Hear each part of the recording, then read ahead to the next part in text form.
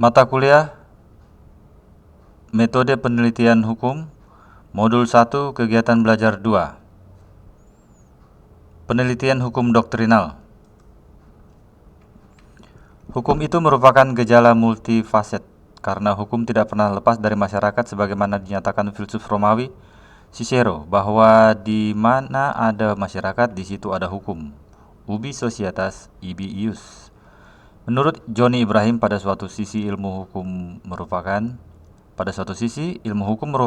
ilmu normatif dengan metode penelitian normatif, dan di sisi lain, ilmu hukum menunjukkan ciri-ciri sebagai ilmu empiris dengan metode penelitian ilmu hukum empiris. Sutandio menggunakan konsep hukum sebagai dasar untuk membedakan jenis penelitian hukum,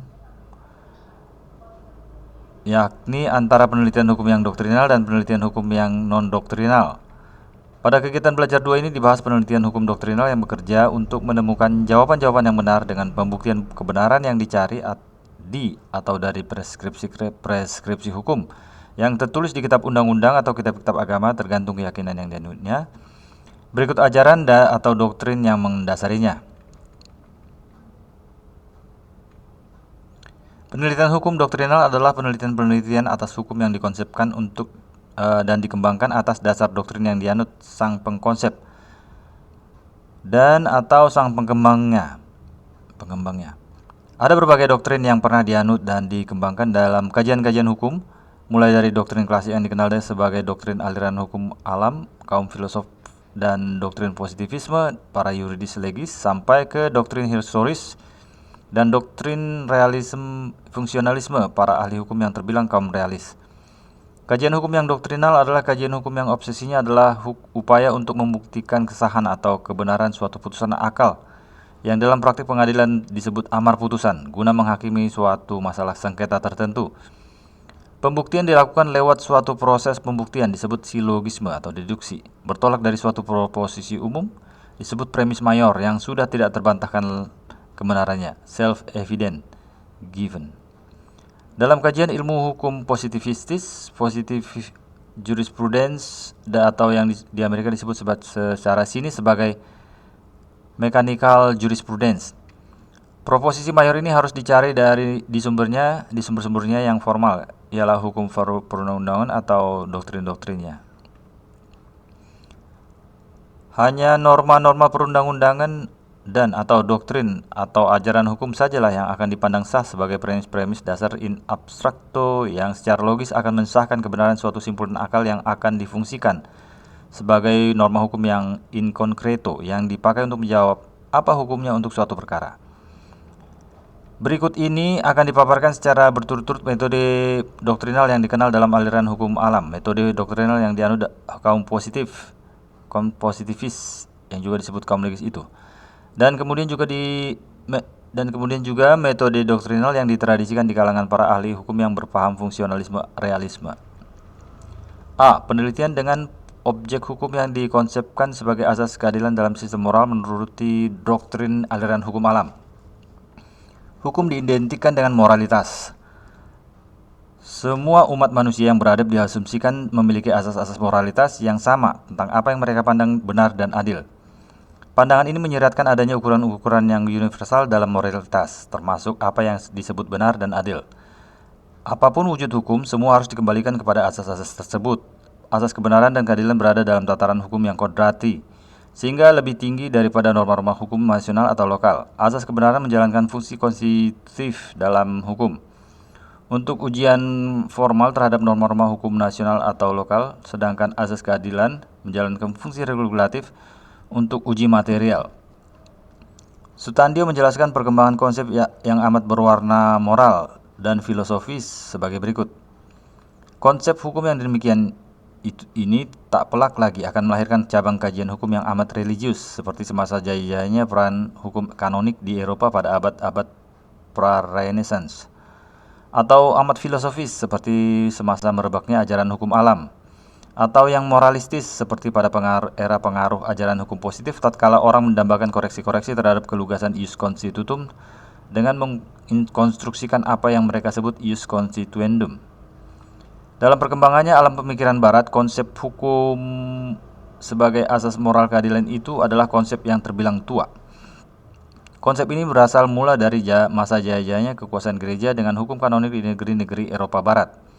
Asas tersebut dipungut dari dunia ini, yaitu nilai moralitas, yang sekalipun tidak selamanya dirumuskan secara tegas dan pasti oleh lembaga-lembaga kekuasaan negara, tetap saja selalu diakui oleh masyarakat sebagai segugus pedoman normatif yang hidup untuk menuntun kehidupan komunitas-komunitas lokal yang otohon, yang di Indonesia dikenali sebagai masyarakat-masyarakat adat.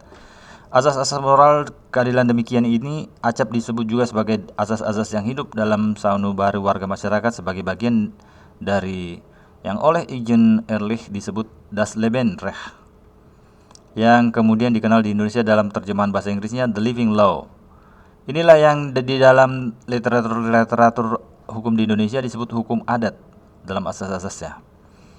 Asas-asas keadilan atau kearifan atau pula kepantasan yang berada pada ranah moral ini umumnya terumus amat umum dan acap pula tidak tertulis, serta terbuka untuk sembarangan tafsir oleh siapapun ketika akan diperlukan untuk menghukumi sesuatu perkara yang konkret. Sekalipun terumus umum sebagai asas-asas belaka, namun demikian roma-roma abstrak itu dalam praktik kehidupan dapat berfungsi juga sebagai pedoman. Kalaupun bukan sebagai aturan atau perintah berperilaku yang eksplisit untuk memberikan arahan tentang apa yang harus dilakukan para warga dalam perilaku mereka sehari-hari. Kehidupan masyarakat awam dalam kesehariannya umum dipedomani oleh asas-asas umum semacam itu. Seperti misalnya janji harus ditepati, suami istri harus saling mencintai, jangan gampang-gampangan memutus persahabatan, menuntut ilmu itu sesungguhnya merupakan sebagian dari ibadah dan karena itu harus dikerjakan sepanjang umur, dan seterusnya.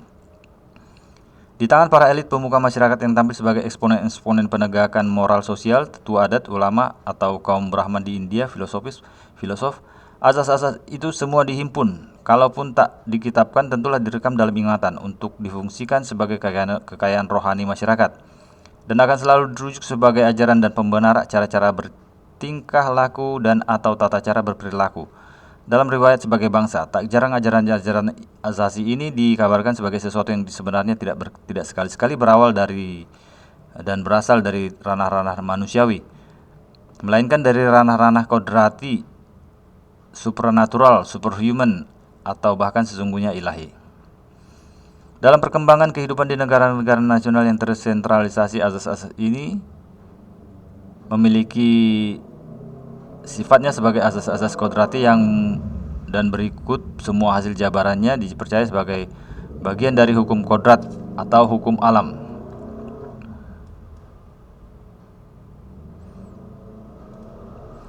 Di tangan ahli-ahli filsafat hukum alam, asas-asas yang diyakini sebagai bagian dari hukum kodrat itu demi keterpakaiannya untuk mengkaidahi perilaku warga masyarakat dalam situasi-situasi yang konkret masih harus diupayakan dan diputuskan dengan melihat permasalahannya dari kasus ke kasus.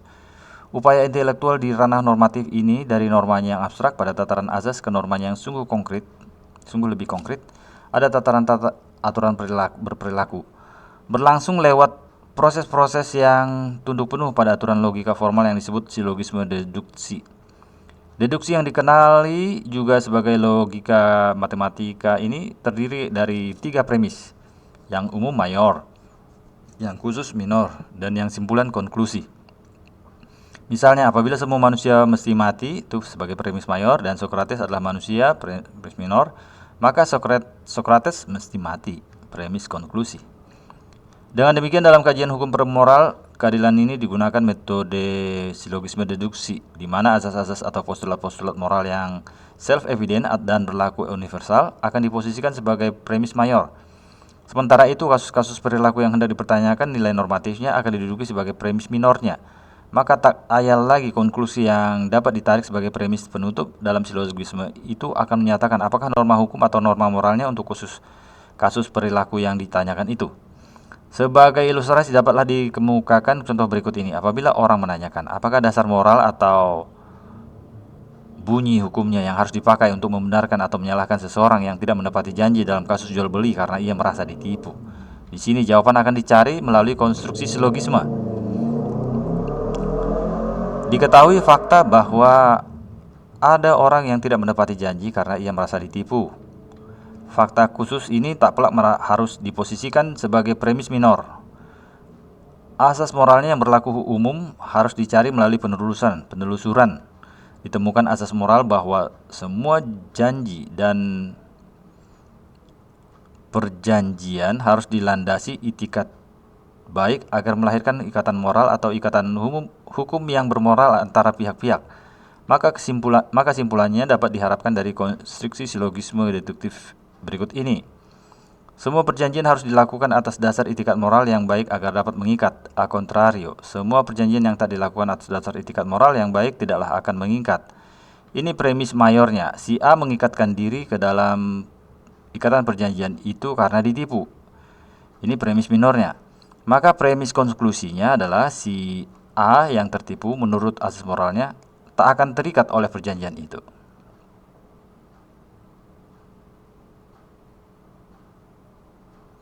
Tuh. Premis mayor, si A mengikat diri. Kok terikat perjanjian karena tertipu? Gimana sih?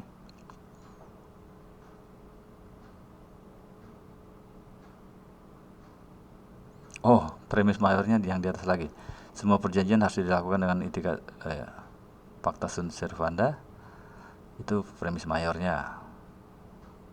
Terus premis minornya ditipu. Maka konklusinya oke.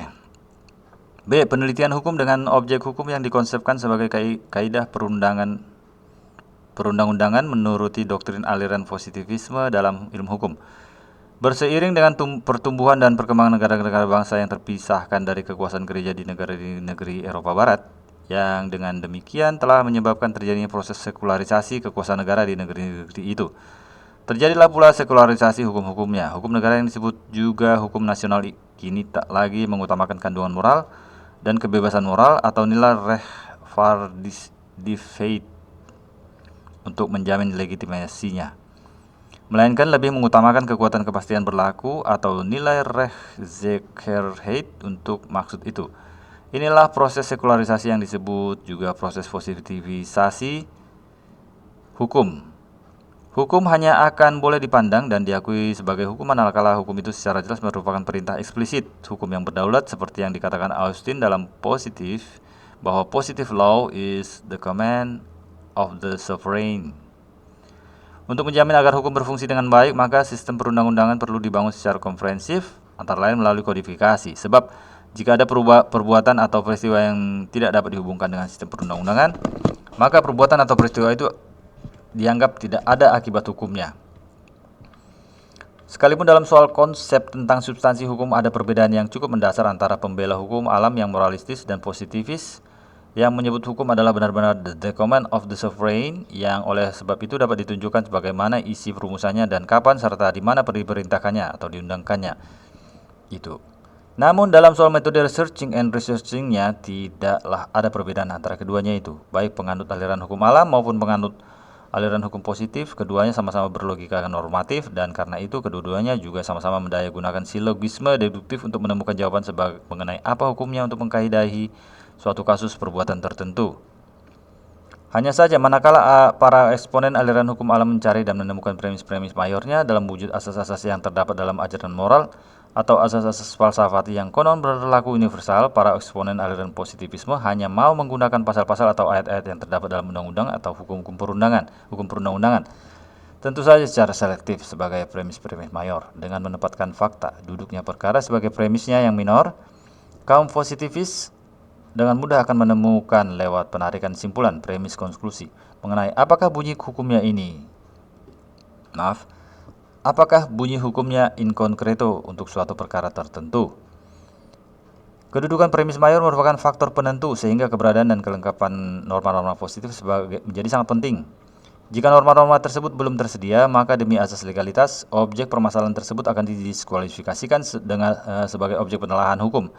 Dengan silogisme deduksi, suatu konklusi dapat diprediksi sejak awal. Prediktibilitas inilah yang menjadi inti bagi tercapainya kepastian hukum.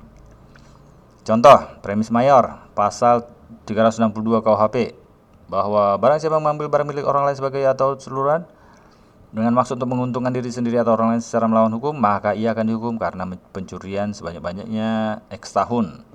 Premis minor, si A mengambil sebagian dari milik orang lain dengan maksud untuk menguntungkan anaknya. Konklusi, si A harus dihukum karena pencurian X tahun. Salah satu dari aktivitas kerja bagi kajian hukum dengan konsep positivis adalah menginventarisasi yang menyeluruh atas bahan-bahan hukum yang berupa peraturan-peraturan hukum positif yang tengah berlaku pada suatu rentang waktu dan pada suatu wilayah negara nasional tertentu. Bahan-bahan hukum inilah yang disebut bahan-bahan hukum primer dan mencakup tak hanya seluruh hukum perundang-undangan akan tetapi juga jurisprudensi pengadilan dan produk lain ataupun yang diakui melalui sebagai hukum positif atau sebagai bagian dari hukum positif. Seluruh kerja inventarisasi itu tentu saja meliputi pula usaha-usaha untuk mengorganisasi bahan-bahan hukum itu ke dalam suatu sistem informasi yang komprehensif dan yang berkembang sedemikian rupa sehingga memudahkan penelusuran kembali bahan-bahan hukum tersebut secara efisien. Di samping mengerjakan inventarisasi bahan-bahan primer dalam wujud hukum perundang-undangan, kajian-kajian doktrinal dalam ranah hukum positif ini juga meliputi usaha-usaha untuk mengkoleksi bahan-bahan hukum yang sekunder, bernilai penting juga untuk pengembangan hukum dan ilmu hukum. Bahan-bahan sekunder ini umumnya terdiri atas karya-karya akademis, mulai dari yang deskriptif sampai yang berupa komentar-komentar penuh kritik yang memperkaya pengetahuan orang tentang hukum positif yang berlaku ius constitutum, dan atau yang seharusnya demi dipenuhi rasa keadilan berlaku ius constituendum. Bahan-bahan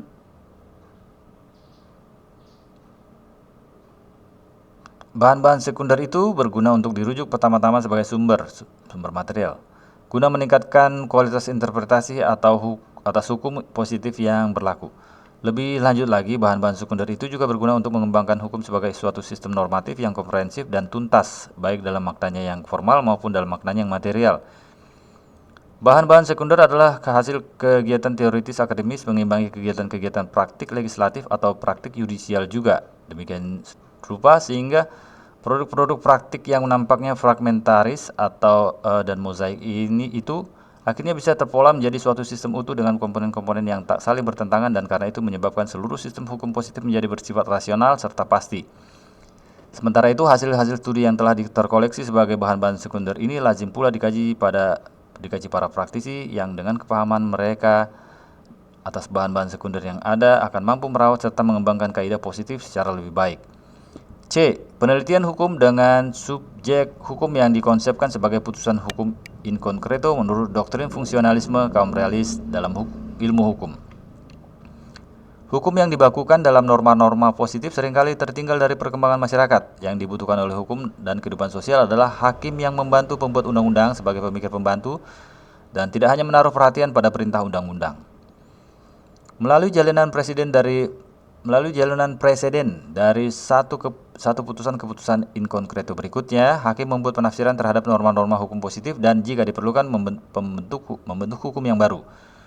Hukum yang dibuat hakim harus berangkat dari realitas sosial dan kebutuhan real masyarakat.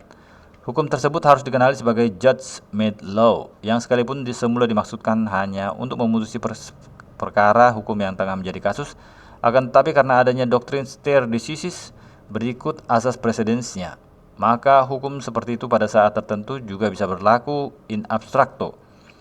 Hukum dan kajian hukum yang dikembangkan atas dasar doktrin seperti itu dikenal marak di negeri-negeri yang bersistem common law, khususnya di Amerika Serikat, di mana hakim menurut doktrinnya tidak cuma hendak menemukan hukum, akan tetapi terlebih-lebih harus dapat menciptakan hukum untuk menyelesaikan kasus-kasus hukum in concreto. Kegiatan penelitian hukum di Amerika Serikat ini umumnya ditaklukkan oleh para ahli hukum praktisi, khususnya para pengacara serta pula para teoretisis yang membackup para pengacara itu, untuk melakukan studi-studi guna mendugakan apa kira-kira yang akan diputuskan hakim, pengadilan, atau juri lewat studi-studi. Maka searching for law dalam tradisi penelitian hukum di Amerika Serikat ini akan segera bermakna sebagai the searching for what the judge will decide as law. Kerja pencarian hukum di sini lalu tak cuma hendak dilakukan untuk menemukan apa bunyi hukum in abstractonya saja, untuk kemudian mendeduksikannya berdasarkan silogisme logika formal, melainkan dengan cara menspekulasikan secara teoritis dan kemudian menghipotesiskan apa kira-kira yang akan diputuskan oleh juri dan hakim. Diketahui bahwa hakim di mana-mana itu tidak akan mungkin dan memang juga tidak akan diharapkan untuk cuma sekedar menemukan lafal-lafal hukum in abstracto, untuk kemudian secara logis berdasarkan silogisme deduktif menjabarkan lafal-lafal yang in abstrakto tersebut menjadi lafal-lafal yang in concreto sine ira. Di mana-mana hakim itu selalu mengimbuhkan suatu pertimbangan pribadi yang ekstra legal sifatnya, dengan cita-cita bahwa putusan-putusan yang dibuatnya itu akan lebih fungsional bagi kehidupan, maka pengalaman yang tersimak dalam kehidupan akan dapat lebih mampu menjawab persoalan hukum dan akan dapat lebih cermat mendugakan arah putusan hakim-hakim daripada logika-logika hukum. Berkatalah Holmes yang merintiskan aliran realisme dalam ilmu hukum di Amerika Serikat dalam hubungan ini bahwa the life of law has not been logic, it's experience.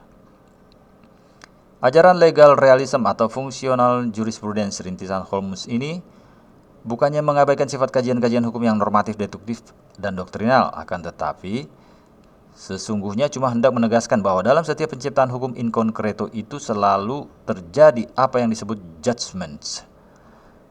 Ialah putusan-putusan yang diinfiltrasi oleh pertimbangan-pertimbangan pribadi yang bersifat ekstralegal, bukannya yang ilegal.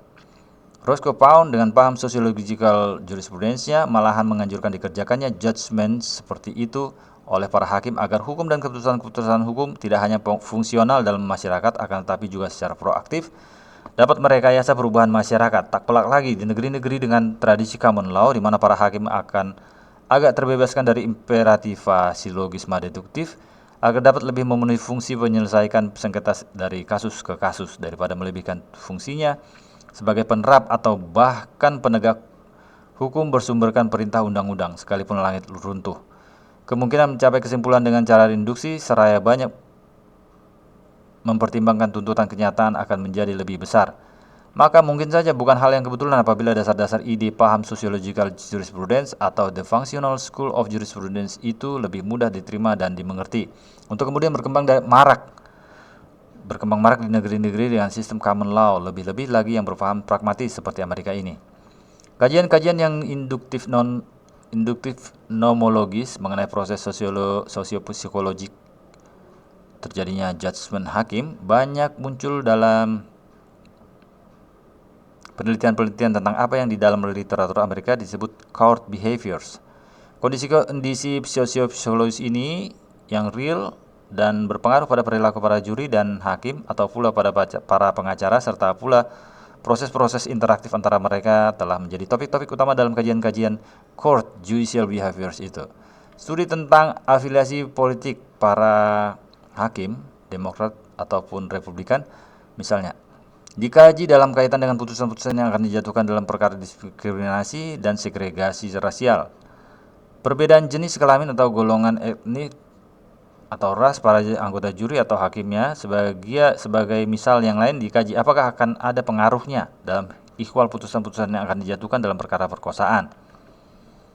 Sejauh studi itu berkaitan erat dengan soal opini hakim tentang substansi hukum perundang-undangan dan atau putusan-putusan para hakim terdahulu yang berkekuatan sebagai presiden-presiden, tidaklah ada salahnya kalau studi-studi tersebut tetap dikategorikan sebagai studi-studi doktrinal.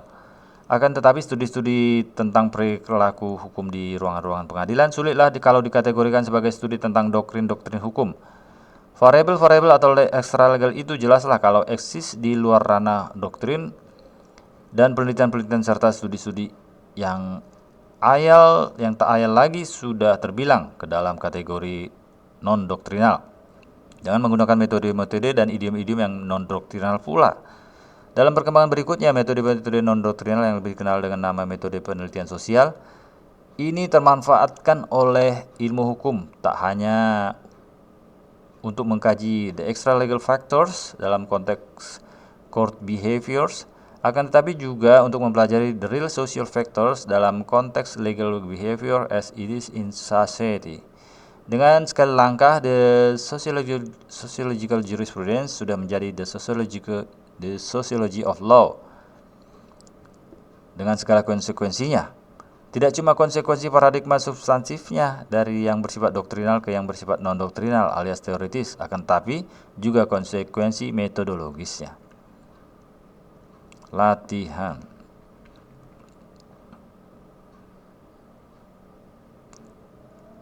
Apa yang dimaksud dengan penelitian hukum doktrinal? Ujungnya itu ya.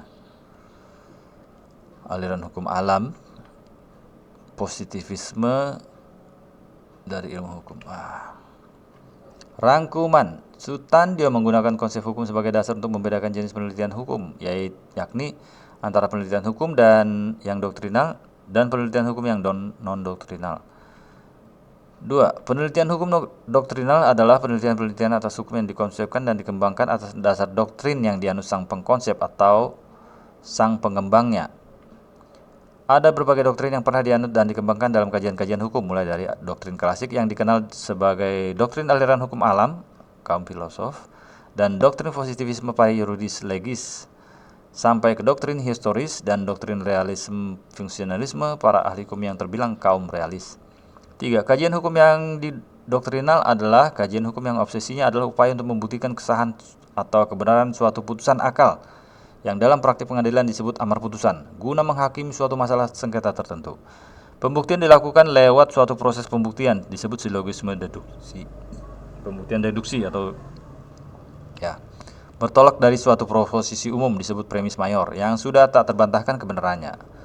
Dalam kajian ilmu hukum positivistis, positive jurisprudence, dan atau yang di Amerika disebut secara sinis sebagai mechanical jurisprudence, proposisi mayor ini harus dicari dari sumber-sumbernya yang formal, ialah hukum perundang-undangan dan atau doktrin-doktrinnya. Hanya norma-norma perundang-undangan dan atau doktrin atau ajaran hukum saja yang akan dipandang sah sebagai premis-premis dasar in abstracto yang secara logis akan mensahkan kebenaran suatu simpulan akal yang akan difungsikan sebagai norma hukum yang in concreto yang dipakai untuk menjawab apa hukumnya untuk suatu perkara. Sekian.